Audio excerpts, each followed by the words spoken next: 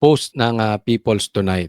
Bigyan ko kayo ng halimbawa na bakit yung mga katulad ng mamang ito, itong si Congressman Ortega, na nasa listahan, nasa Cabral Files, may 3 bilyon. Isipin mo. 2025, may 3 bilyon na DPWH budget. DPWH lang yun. 2025 lang, may 3 bilyon. Ano yan? Diba? Basahin natin. Tumanggap umano ng mahigit 3 bilyon ang distrito ni La Union 1st District Representative Paulo Ortega V mula sa budget ng Department of Public Works and Highways o DPWH noong 2025 batay sa tinatawag na Cabral Files. 2025 lang. Ganyan ba kalaki yung La Union? Ganyan ba kalaki yung distrito mo? Pero pansin nyo, haya-hayang buhay. Hindi binabanata ni Auntie Claire, hindi binabanata ng Remulla Brothers, hindi binabanata ng mga vloggers ng BBM, hindi binabanata nila Lacson, tahimik ang buhay. Hindi binabanata ng media. Isa lang po ito. At unti-unti po maglalabas tayo ng mga nasa listahan ng Cabral Files. Diba? Ayan yung sinasabi ni Libiste. Yung mga ganito, totoo man or hindi man totoo, tahimik. Sa katunayan, pinagtatanggol pa nito si Tambaluslos. Kaya naman. Ikaw ba naman may proyektong DPWH sa 3 bilyon? Hindi ka tatahimik. Tapos to hindi nakakulong? Yung sinasabi nila kay Bong Revilla, magkano lang? Wala pa nga silang proof. Ang nagnakaw, yung nagturo pa kay Bong Revilla na testigo nila, napapalit-palit naman ang statement. Eto, nasa Cabral Files, 3 billion. Laya, wala sa media. Galing, no? Classic example na tayo ay nasa martial law na sinasabi ni Libiste. Tama ba? Tama ba siya? Kaya pansin nyo na lang, kulang na lang to, mama na to. Himuri ng puwet ni Bongbong tsaka ni yan,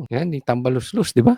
Baka magagalit ka, hindi ko sinasabing hinihimod mo. Kulang na lang. Parang wala siyang nakikita. Dapat patunayan niya. Saan napunta itong 3 bilyon na ito? Tuloy po. Kaya maraming nagagalit Diyan sa Cabral Files na yan. Dami kasing tatamaan.